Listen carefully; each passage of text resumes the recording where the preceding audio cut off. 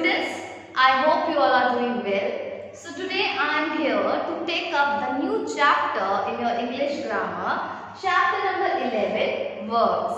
So before starting the chapter, I would request you all to please open your grammar books and follow me, because I will be explaining from the grammar books, because I cannot write the entire thing on the board. That's why I want you all to please open your books, so that when I explain you, you can understand what ma'am is explaining and what ma'am is teaching. So please open your books, page number 52, and follow what I will be reading and what I will be explaining, because I will be explaining and reading together. So yes, here I am. Verbs are doing words. So first of all, what is verb? What is a verb? This we have studied in class 2 and class 1 also. The what is a verb? So we just say simply verbs are doing words. That's what we have learned in. That's what you all have learned in class 1 and class 2. That what are verbs? Verbs are doing words. So today we will study further and we will see what are verbs. Okay. So verbs are doing words. Verbs represent action. Action or work of the subject, which is always a noun or a pronoun. So first of all, it is very clear what are verbs, because this we have already studied. What are verbs? Verbs are doing words. The words which describe some action in a sentence are called verbs. Suppose if I say, she is eating. She is eating. That means she is doing something. And what is she? She is a subject. You know what is the subject, right? Subject is a doer of the action. The one who performs the action is called subject. So subject is doing something, either the action or some kind of verb. That is called verb. So subject has to do something. Either subject has to do some action or some verb. Verb. W-O-R-K, verb. So that is called verb. Understood? Like follow me. A sentence cannot be made without a verb. Always remember that in a sentence, verb has to be there. Yes, a proper sentence is formed with verb, not without a verb. So when you have a proper sentence written somewhere, or when you are speaking something, that means verb has to be present in a sentence, because the sentence cannot be made. A proper sentence cannot be made without a verb. Verb has to be there. So verb plays an integral part of forming a sentence. So when you form a sentence, you have to add a verb in it. Without verb, a sentence is improper sentence. That means it is not a proper sentence, it is an improper sentence. Okay. So now we move further and we see the examples. Like you see the examples I have written on the board. Fire gives us heat. First example, fire gives us heat. The stars twinkle at night. Third example, the peacock dances in the rain. We should walk on the road carefully. So in all these sentences, you can see some words which are highlighted. Yes, specifically I have highlighted a few words in a sentence that you have to see. Fire gives. So here I have highlighted this word fire. So that means fire gives us heat. Fire is doing some action. Fire is producing heat. So fire gives us heat means in this sentence, what is the action word? What is the action word which has been shown here? That is gives. Gives means we can see that gives is showing some action in a sentence, that fire gives us heat. So fire is doing some action. That means what fire is doing? Fire is giving heat. So this gives will be a verb. Why it will be a verb? Because it is showing some action in a sentence. It is showing some action in a sentence. Now you see this the other example. The stars twinkle at night. So what does star do? What does star do? Stars do. Sorry, what do stars do? Stars twinkle at night. That means stars are doing something. So here stars are subject. The stars are subject. Why subject? Because subject is doing something. Subject means subject is the one who does the action or some work, right? So here stars are doing some work. The stars will be the subject, and the stars, what do stars do? The stars twinkle at night. So that means they twinkle. They do some work. They do some action. So this twinkle will be verb. Why it will be verb? Because it is an action word, means it is doing something. It is showing that some action has been performed in a sentence. That means this twinkle is a verb. Now you see the third example. The peacock dances in the rain. So here the peacock is a subject. This peacock is a subject. Why it is a subject? Because it is doing something, or it is the doer of the action, right? Doer of the action or doer of the verb. So the peacock is doing something here. So the peacock dances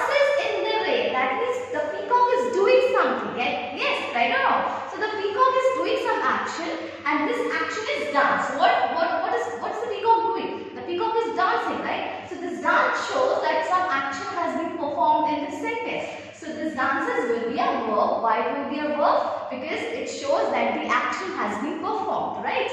Now you see the last example.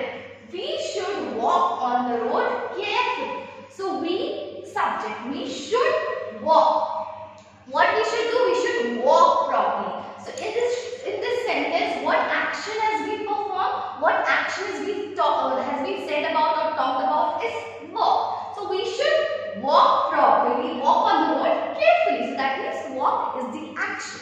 The verb, what we should do? We should walk. So walk is showing some action, so it is work. So all these words which I have highlighted here, like gives, twinkle, dances, walk, all these words show some action or some verb in a sentence. That is why these words are called verbs. These words are called verbs, and now the definition of verb is that the doing words are called verbs, or you can see here verbs represent action or verb of the subject. Now we have just extended the version. Earlier we used to say that verbs are doing words. So now we have just extended the definition, and now we have formed two new lines out of it. That is, verbs represent action.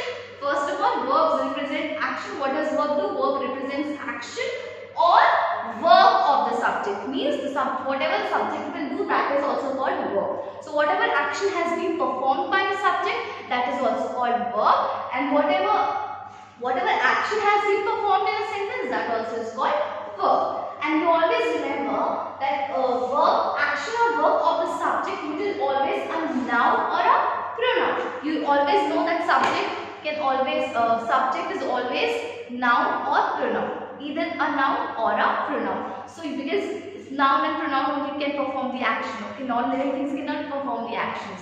So that means subject, which is always a noun or a pronoun. So action has been performed in a sentence.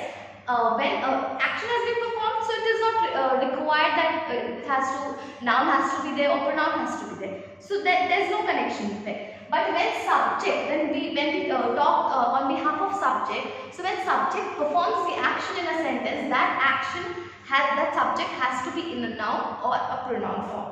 Understood? Clear? So once again we have a quick revision about verbs. Like, what are verbs? Verbs are doing words. Verbs are doing words. Doing words means the ones who perform action or some work in a sentence. They do some action or they do some work. Suppose I say, I am teaching you. I means Mary John ma'am is teaching you. The teaching is my action. Means I am doing something. So what I am doing? I am doing teaching. So what is teaching? Teaching is work. Right? Suppose if I say, your mother is cooking food. So what your mother is doing? Your mother is cooking food, right? Cooking. So that cooking shows some action in a sentence. That what your mother is doing. So your mother is the subject. Mother is the subject, and what your mother is doing? Mother is doing cooking. So cooking will be a verb because she is doing some action. So cooking will be a verb. I am teaching you. So teaching is verb. Your mummy or your mother is cooking food. So cooking is verb. So whatever a subject does or whatever action has been performed in a sentence, that is considered as verb. So those words are considered as verbs. So it is clear that verbs are doing words. They do some action or verb, and this action and verb has been performed by subject. What is subject? Subject is the doer of the action, the one who performs action. And subject is either noun or a pronoun. Either the subject will be noun or a subject will be a pronoun who performs the action, because noun and pronoun really can perform the action. Okay. So please, there is one definition given in your book. I can read it out for you. That words which denote some action or work done by the subject are called verbs. So the words. For example, these words: gives, twinkle, dances, walk. So all these are words, right? So the words which denote means describes or tells. So they denote some action. Action, you know, work, right? Action and work are same. So the words which denote some action or work done by the subject. Who does the work in these sentences? Who is doing the work? The work has been done by the subject. Subject is doing the work. Subject is doing the action. So the one who performs the action is called subject, right? So what action has been performed? That action or that work is called verb. So subject will also be So subject and action or verb goes hand in hand. They work together. Subject will perform the action or subject will perform the verb. So those words which performs the action or any verb are called verbs. Okay. Now we move further and we see. Look at the following sentences. Those sentences are given in your books also. So please follow your books. Amrita is reading the newspaper. Amrita is reading the newspaper. Saurabh will go to Delhi tomorrow. So the verbs, so sometimes verb may be made of two or more than two words. Yes, this I wanted to tell you that it is not necessary that verb will only be in one word.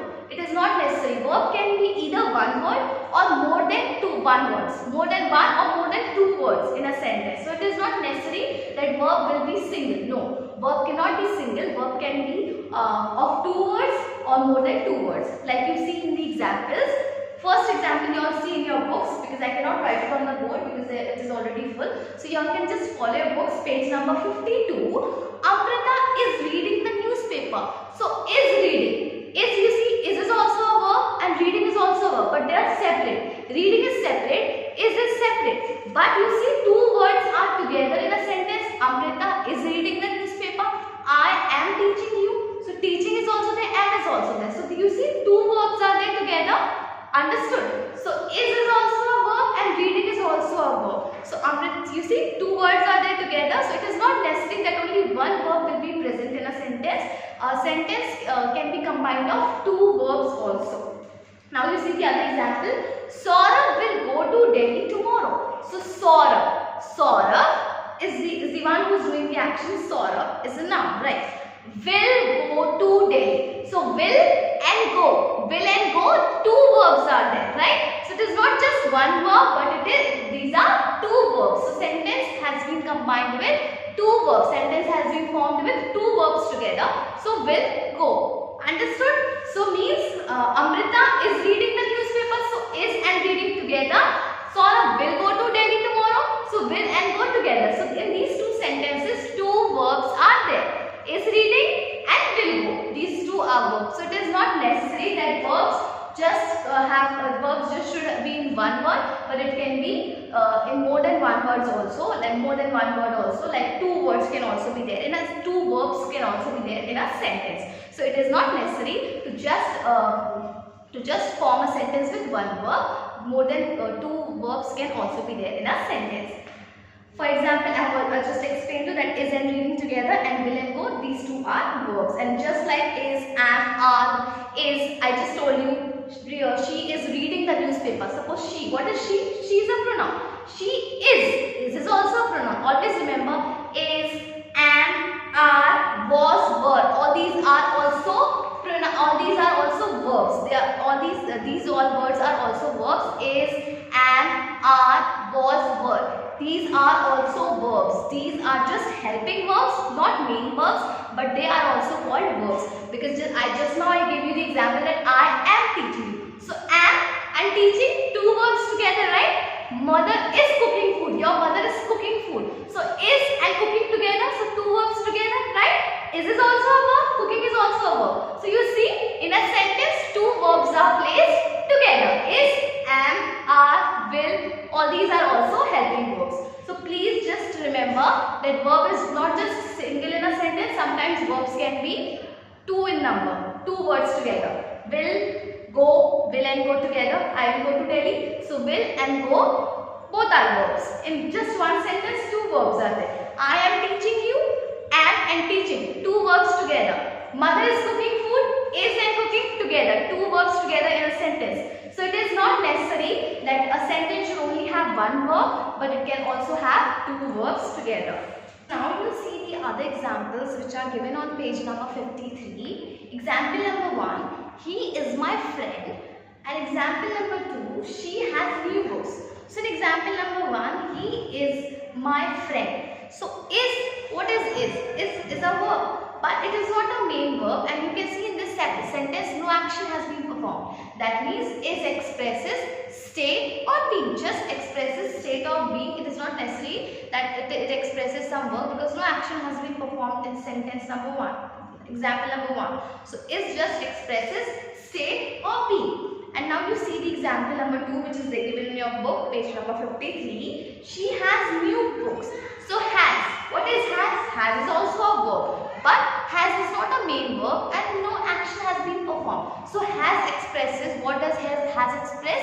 Has expresses possession. Possession means belongingness, means something belongs to someone or somebody already have that thing, because in this sentence she has new books, that means she already have new books, right? She already have. So that means those books belong to her, she, pronoun. So in this sentence has expresses possession, and in sentence number 1, he is my friend, it expresses state or being, means no action has been performed. We just talk about somebody, he is my friend. So I'm talking, so it is just giving a state of that and be, state or being of that in a sentence. So simple. Is and has, they are not main verbs, they are just helping verbs. Is expresses state or being, and has expresses possession, something that belongs to someone or somebody already have that, someone already have that thing. So that shows belongingness. So yes, that's all for today. I hope you all have understood the chapter. If you all have any doubt or any queries regarding this chapter, that we can clear in our live classes. So yes, that's all for today. So thank you.